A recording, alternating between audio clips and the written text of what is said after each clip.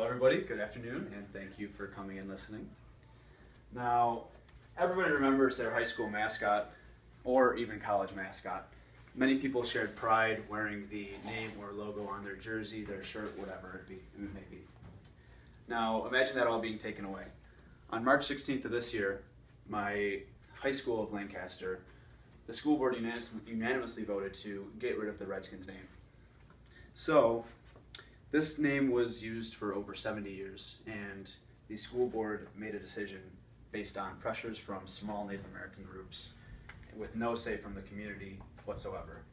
This affected the alumni who felt like their tradition and history was taken away, and also students, current students, who will never be able to graduate as Redskins like their fathers, mothers, or older siblings. This was never really an issue when the name was first brought up, so why is it now?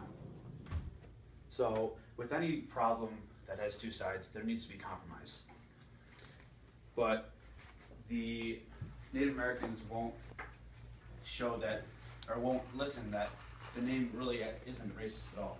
And I have done a lot of evidence that shows that the term should not be viewed as racist.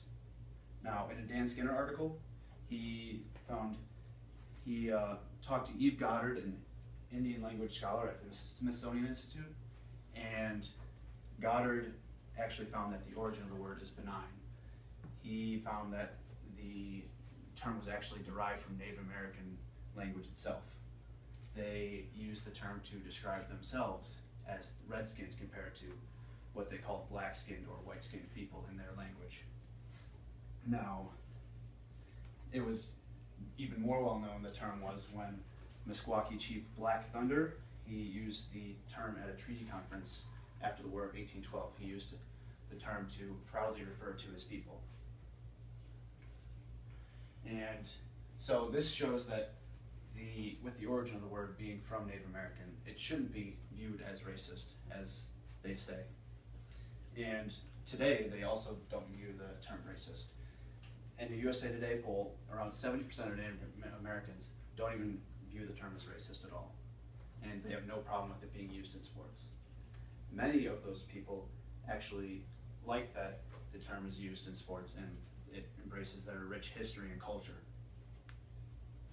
There's also many Native American schools that around high schools around the country that are filled with Native American children. And one example is in Kingston, Oklahoma, where it is filled with 58% of Native American children, and the name Redskin has been used for over 100 years there. And these kids are now afraid of losing their name. Now, not only is the problem in Lancaster or other high schools, there's also the problem in Washington with the NFL team Redskins. The Redskins logo was actually made by a Native American, and part of their problem is that they find the logo very offensive. Why should it be found offensive if the logo was made by one of their people? Now, the name has always been used with pride and respect in sports, and from the time it was used and brought up, it was never used as a racial slur or anything other than that. So why is this controversy happening now? Why are these groups pressuring all these people who use the name to get rid of the name? So there needs to be some solution to this problem. There's different sorts of solutions that need to be addressed in Lancaster and Washington, since it's two broad, different places. Now, in a WBEN interview, Lancaster Town Supervisor Dino Fridoli, he talked about the horrible leadership of the school board and how they gave into the demands of just a small group of people outside of the community. His solution to this problem is for when the elections come, for voters to elect new school board members who would re-vote on the issue and re-vote fairly, so that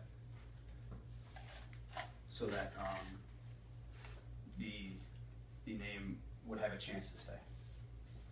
Now, there's another problem in Lancaster other than just the name being changed. It's also who's going to be paying for the changes. everything costs money, and making the change would have to cost a lot of money to taxpayers.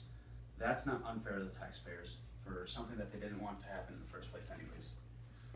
Now, in Washington, Redskins owner Dan Snyder has tried to come up with many compromises with Native American groups, but that has not worked out very well. He has come up with many other things other than compromise to try to ease tensions with the Native Americans. One thing being the Washington Redskins OAF, which stands for the Original Americans Foundation. This helps to assist with problems of poverty, health, and other basic services. So he's reaching out to the Native Americans, and it has come with a positive feedback. Now, he also has reached out in other ways. He visited 26 reservations in 20 states, and he's actually gained a lot more support for the Redskins name from the Native Americans themselves, with many of those Native Americans publicly supporting the name. So the end goal of this controversy is to keep the name, but also embrace and show support for the Native American culture. It's a small and harmless issue in the world today, but it's still one that needs to be solved and one that is causing a lot of problems between people. So with these solutions and some compromise between both sides, we can come to an end of this controversy. So with all this being said, I hope I gain some more support for the name, and I hope that more people show support for the name across the whole country and support Dan Snyder and his efforts.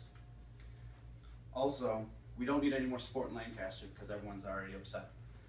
But Lancaster needs to be able to vote the new members into the school board that they know will vote fairly on the issue. They need to stand up for their school and community like the current school board members couldn't do. So I hope I gain some more supporters, and thank you very much for listening. Good job.